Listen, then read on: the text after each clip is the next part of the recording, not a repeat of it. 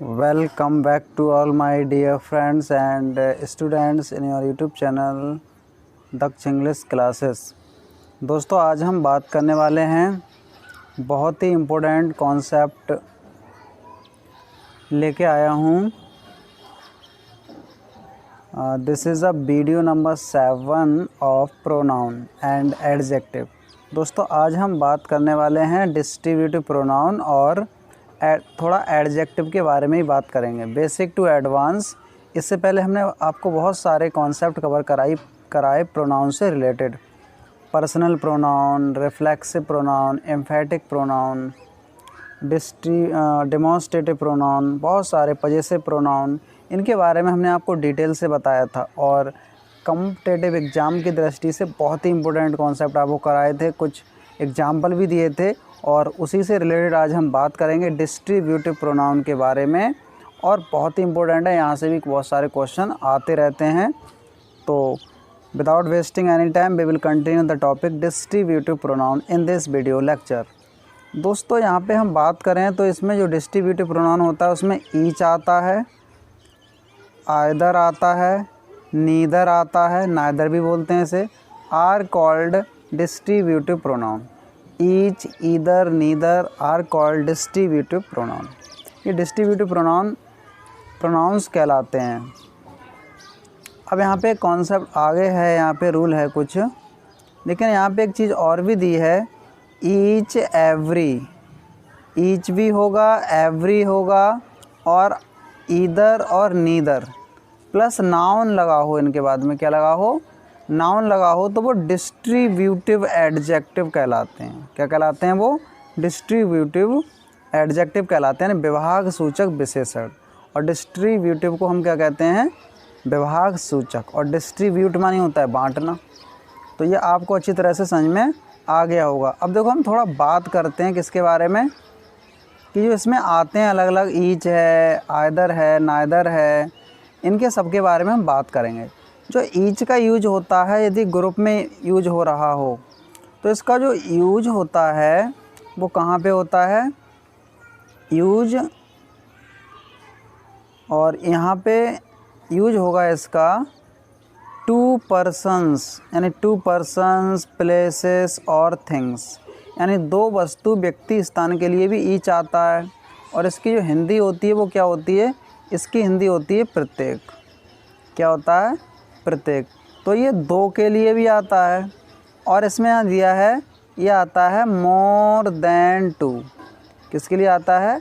More than to persons, places और things, यानी कि दो या दो से अधिक पर्सन्स, प्लेस और थिंग्स के लिए ईच का यूज किया जाता है। और टू के लिए भी ईच का यूज किया जाता है। तो आई होप आपको ये समझ में आ गया होगा।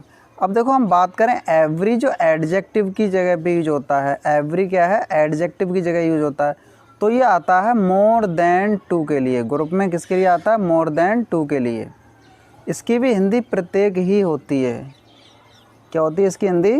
प्रत्येक होती है। बट जो ईच है वो प्रोनाउन है और एडजेक्टिव भी है, लेकिन जो एवरी है वो क्या है? प्योर एडजेक्टिव की तरह यूज होता है। इसके बाद नाउन ज़रूर ही आता है। एवरी के बाद नाउन का होना बहुत ज़रूरी है, लेकिन ये दो से अधिक के लिए ही आता है। और जो ईच है वो एडजेक्टिव भी है, प्रोनाउन भी है, वो टू के लिए भी आता है और मोर देन टू पर्सन्स, प्लेस और थिंग्स के लिए भी आता है। दो वस्तु, व्यक्ति व स्थान के लिए भी आता है। तो ईच और एवरी आपको अच्छी तरह से समझ में आ गया होगा, इसमें कोई कन्फ्यूजन नहीं है। एवरी एक एडजेक्टिव की तरह यूज होता है और मोर देन टू पर्सन्स, प्लेस और थिंग्स के लिए आता है, यानी दो वस्तु, व्यक्ति, दो से अधिक वस्तु, व्यक्ति, स्थान के लिए आता है। अब देखो, हम यहाँ पे बात करेंगे ईदर और नीदर। जैसा कि आप इसको आइदर और नाइदर भी बोलते हैं। तो ईदर और उसके बाद नीदर। अगर हम बात करें तो ईदर का यूज होता है दो या दो में से कोई एक। दो या दो में से कोई एक। और जो नीदर का प्रयोग है, दो में से कोई नहीं, नेगेटिव में आता है। किस में आता है? नेगेटिव वर्ड है ये, दो में से कोई नहीं। और ये आता है दो और दो में से कोई एक। इसकी हिंदी होती है या तो। हिंदी क्या होती है इसकी? या तो। और नीदर की हिंदी होती है ना तो।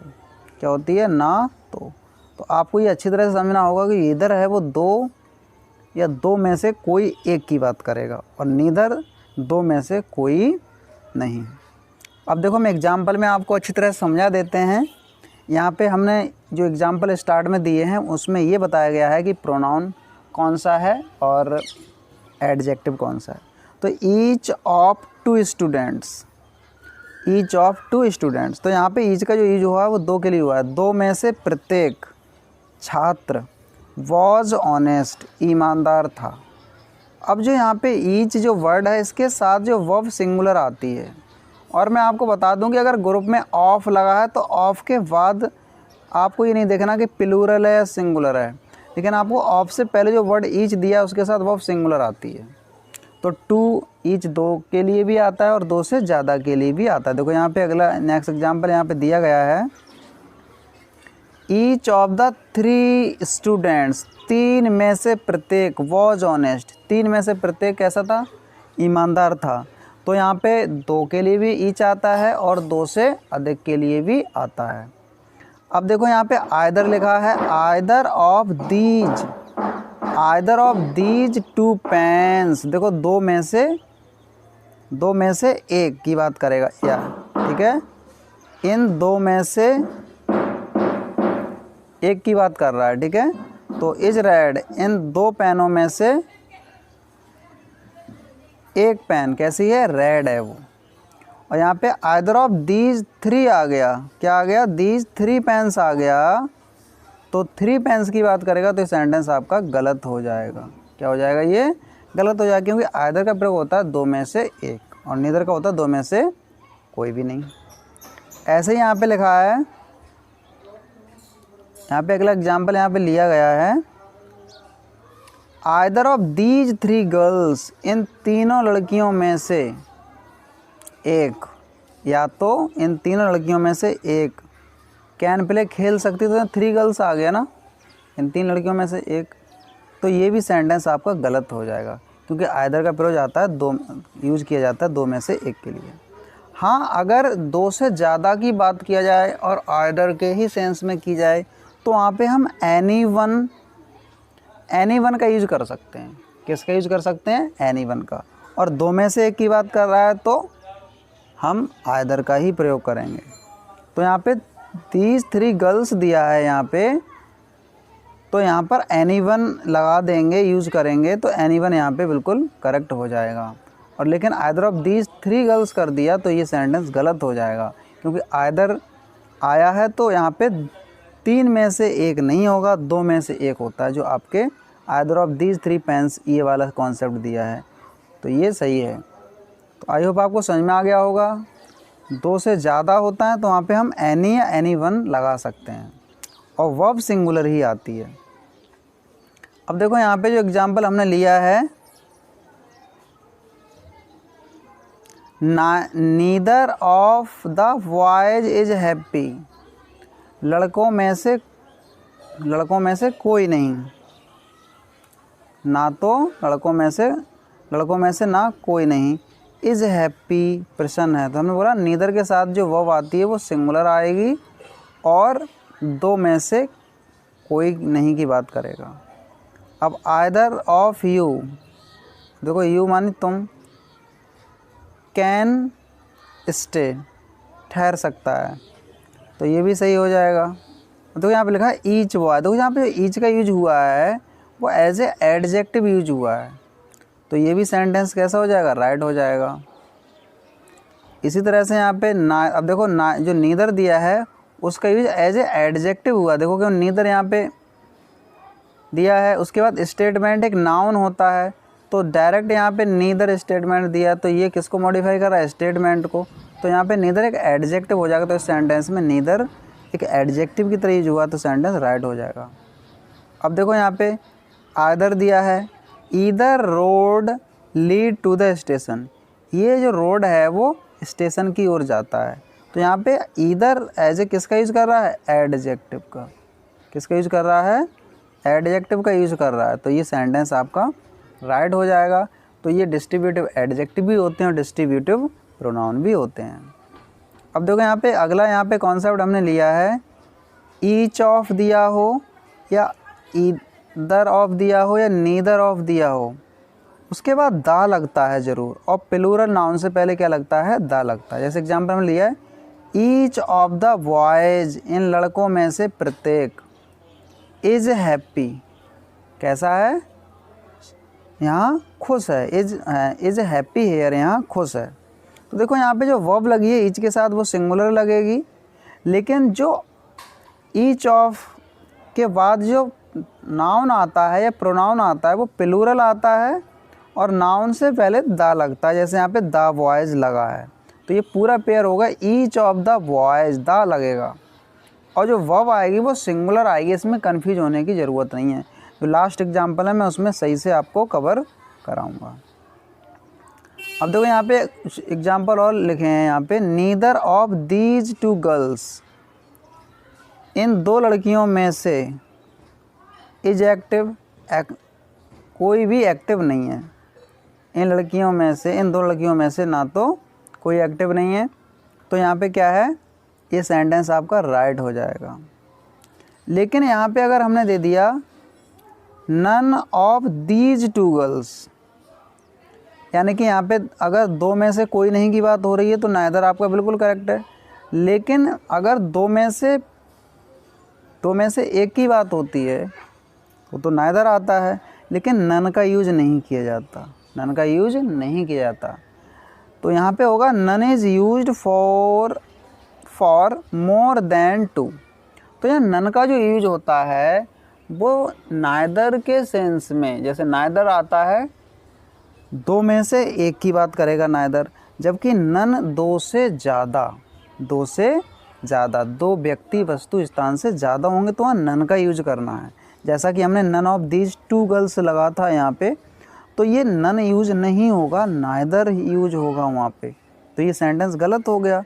अब आपको ये समझना है कि नन और नाइदर, आइदर और एनी या एनीवन, ठीक है। तो ये चीज़ आपको अच्छी तरह से समझनी होगी, जो मैंने आपको पीछे भी बताया था आइदर के बारे में और एनी और एनीवन के बारे में, और यहाँ पे नीदर और नन के बारे में बता रहा हूँ।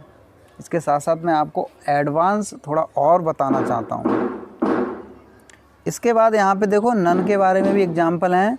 नन ऑफ द 5 स्टूडेंट्स, पाँच विद्यार्थियों में से कोई नहीं, कोई इज़ लेबोरियस, मेहनती नहीं है, पाँचों में से कोई भी मेहनती नहीं है। तो देखो यहाँ 5 में से कोई, एक की बात हो रही है, 5 में से एक हो रहा है, तो यहाँ पे नन ही आएगा। ये सेंटेंस बिल्कुल करेक्ट है। अगर यहाँ पर होता, यहाँ पे लिखा है नाइदर ऑफ 5 स्टूडेंट्स, 5 में से नाइदर आ रहा है, तो ये सेंटेंस गलत हो जाएगा। क्यों गलत हो जाएगा? क्योंकि जो नीदर यूज होता है वो 2 में से एक के लिए आता है, जबकि नन 2 से ज़्यादा हों, 3 हों, 5 हों, उसके लिए नन का ही यूज करेंगे। तो आई होप आपको ये समझ में आ गया होगा। अब हम नेक्स्ट कॉन्सेप्ट की ओर बढ़ते हैं। ये आप बहुत ही इम्पोर्टेंट क्लास है, बहुत ही एडवांस है आपके सभी कॉम्पिटिटिव एग्ज़ाम्स के लिए, चाहे आप टेट की तैयारी करते हैं, C TET, S TET, TGT, PGT, LT grade, सभी कॉम्पिटिटिव एग्ज़ाम्स के लिए ये बहुत ही इसेंशियल क्लास है, और मैं आपको बेसिक से एडवांस प्रोवाइड कराता हूँ। और जो मेरे जितने एक्सपीरियंसेस हैं, इस जितना हम टॉपिक कराते हैं उसमें से कुछ भी नहीं छोड़ते, और यूट्यूब पर ही आपको कवर कराते हैं एडवांस लेवल के कॉन्सेप्ट, एडवांस लेवल की ट्रेनिंग, और ये मेरा उद्देश्य भी है। तो यहाँ पे अब देखो, यहाँ पे अगला जो रूल लिया है हमने, ईच ऑफ दिया हो, आइदर ऑफ दिया हो, नाइदर ऑफ दिया हो, उसके साथ जो नाउन आता है वो प्लूरल नाउन आता है या प्लूरल प्रोनाउन आता है, लेकिन वर्ब सिंगुलर आएगी। इसको समझना है। ईच ऑफ दिया हो, आइदर ऑफ दिया हो, नीदर ऑफ दिया हो, plural noun plus plural noun होगा और प्लूरल प्रोनाउन होगा, लेकिन वर्ब क्या आएगी? वर्ब सिंगुलर ही आएगी। क्या आएगी? वर्ब सिंगुलर आएगी। देखो यहाँ पे ईच ऑफ द बॉयज, देखो ईच के बाद जो ऑफ लगा है और बॉयज प्लूरल में दिया है, लेकिन वर्ब क्या है? Has a notebook. प्रत्येक, इन लड़कों में से प्रत्येक के पास नोटबुक है। प्रत्येक नोटबुक रखता है, तो ये सेंटेंस बिल्कुल करेक्ट है। अब देखो यहाँ पे लिखा है each of the boy, each of the boy, देखो यहाँ पे बॉयज़ नहीं है और हैज़ तो लगा है, बट बॉयज़ होना चाहिए, क्यों ईच ऑफ के बाद जो नाउन आता है, प्रोनाउन आता है, वो प्लूरल आता है। तो यहाँ पे each of boy has a notebook, तो ये सेंटेंस आपका गलत हो जाएगा, क्योंकि बॉयज़ होना चाहिए, यहाँ बॉय है। अगला यहाँ पे समझाते हैं, यहाँ पे लिखा है either of us, either of us, हम में से एक की बात हो रही है, कैन डू इट, ये कर सकता है, ना तो हम में से कोई नहीं कर सकता, ठीक है, हम में से कोई नहीं कर सकता, तो ये आपका सही हो जाएगा, बिल्कुल राइट हो जाएगा। लेकिन ईदर ऑफ मी, ये सेंटेंस गलत हो जाएगा, क्योंकि यहाँ पे दो में से एक की बात करता है, जबकि मी एक सिंगुलर है, ठीक है, वन पर्सन की बात करता है, तो ये कॉन्सेप्ट आपका गलत हो जाएगा। अस होता तो आपका राइट हो जाता। देखो यहाँ पे नीदर ऑफ द गर्ल्स, लड़कियों में से कोई भी अपराधी नहीं है, लड़कियों में से कोई भी ना तो अपराधी है, तो यहाँ पे ये इज़ लगा है, बिल्कुल करेक्ट सेंटेंस है। नीदर के साथ जो आया है बाद में प्लूरल आया है और वर्ब सिंगुलर है, बिल्कुल करेक्ट है। अब देखो यहाँ पे अगला दिया है, यहाँ पे नीदर ऑफ गर्ल, अब देखो यहाँ गर्ल्स ना हो के गर्ल दिया है, तो ये सेंटेंस गलत हो जाएगा, क्या हो जाएगा, ये गलत हो जाएगा, नीदर ऑफ द गर्ल्स होना चाहिए था। अगला यहाँ पे कुछ इम्पोर्टेंट और इन्फॉर्मेशन, यहाँ पे कुछ इम्पोर्टेंट रूल हम आपके लिए लेके आए हैं। ईच दिया हो, एवरी दिया हो, ईदर दिया हो, नीदर दिया हो, are always used as singular, जो ईच, एवरी, ईदर और नीदर होते हैं वो हमेशा सिंगुलर में आते हैं और एंड टेक्स सिंगुलर वर्ब, और अपने साथ वर्ब भी सिंगुलर लेते हैं, जो आपको हमने एग्जाम्पल में बताया था।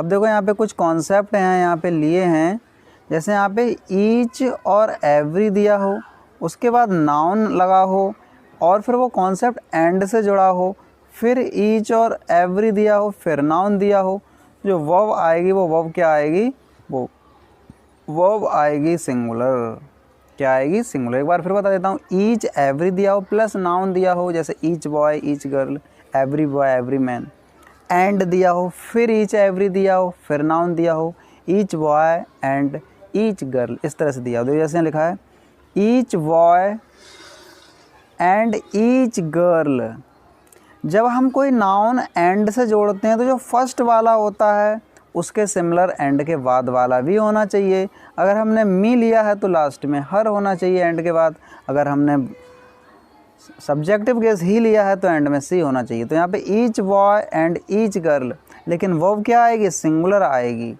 क्योंकि ये सिंगुलर में आते हैं, तो यहाँ इज़ रीडिंग बिल्कुल एक्यूरेट हो जाएगा। अब देखो यहाँ लिखा ईच बॉय एंड गर्ल, ये भी कॉन्सेप्ट सही है कि ईच बॉय, एक तरफ ईच बॉय लगा हो और एंड गर्ल लगा हो, तब भी वो सेंटेंस राइट में ही माना जाता है, या दोनों तरफ ईच लगा हो नाउन से पहले, तब भी सेंटेंस में वर्ब सिंगुलर आएगी, कॉन्सेप्ट राइट हो जाएगा।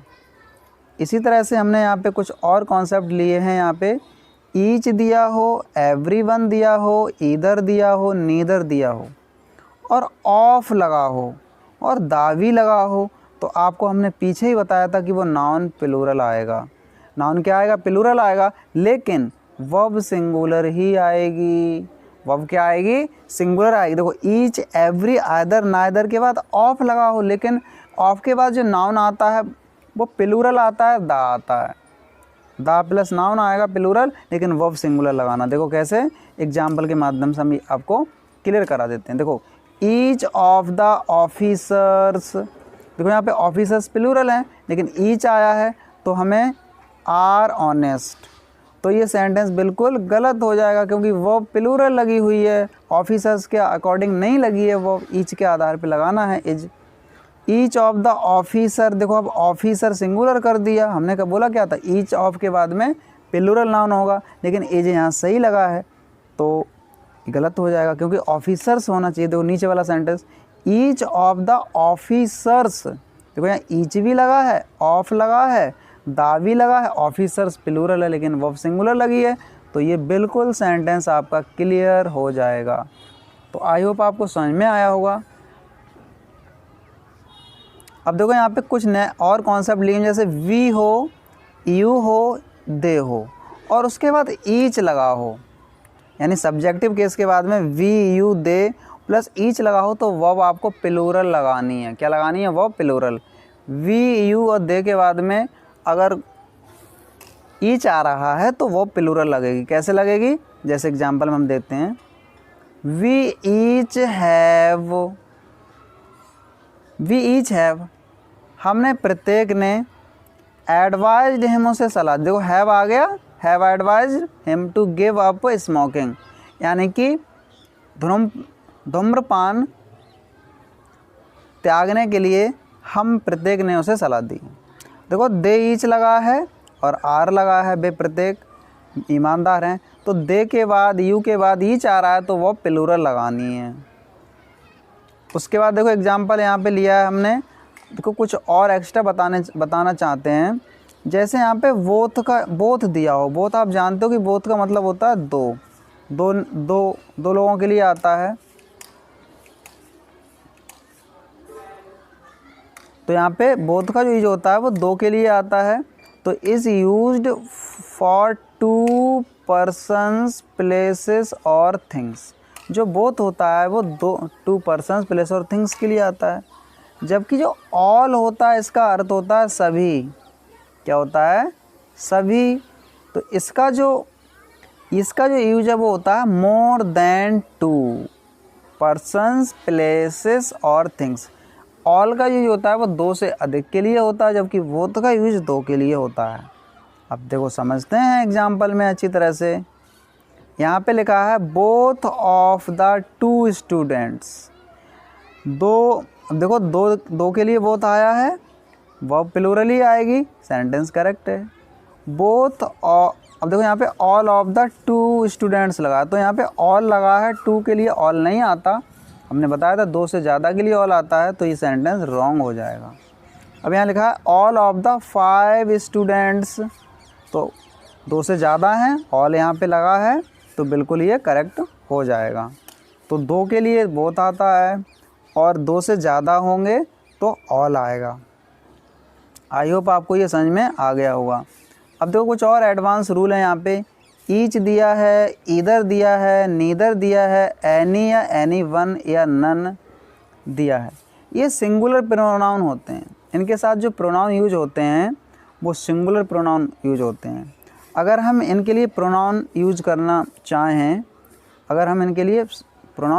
चाहते हैं तो मेल के लिए जो प्रोनाउन आएगा either, neither, any one, none के लिए, वो सब्जेक्टिव केस में तो ही आएगा, ऑब्जेक्टिव केस में हिम आएगा और पजेसिव प्रोनाउन में हिज आ जाएगा और सेल्फ प्रोनाउन में हिमसेल्फ आ जाएगा।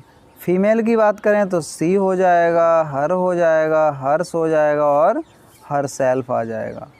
क्या आ जाएगा? हर सेल्फ आ जाएगा।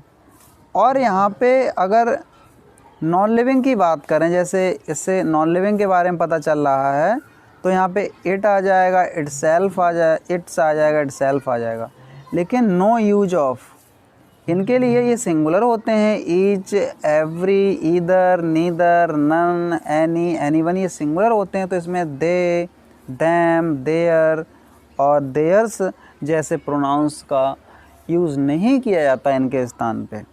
तो आई होप आपको ये समझ में आ गया होगा। अब एग्जाम्पल में हम आपको बताने जा रहे हैं।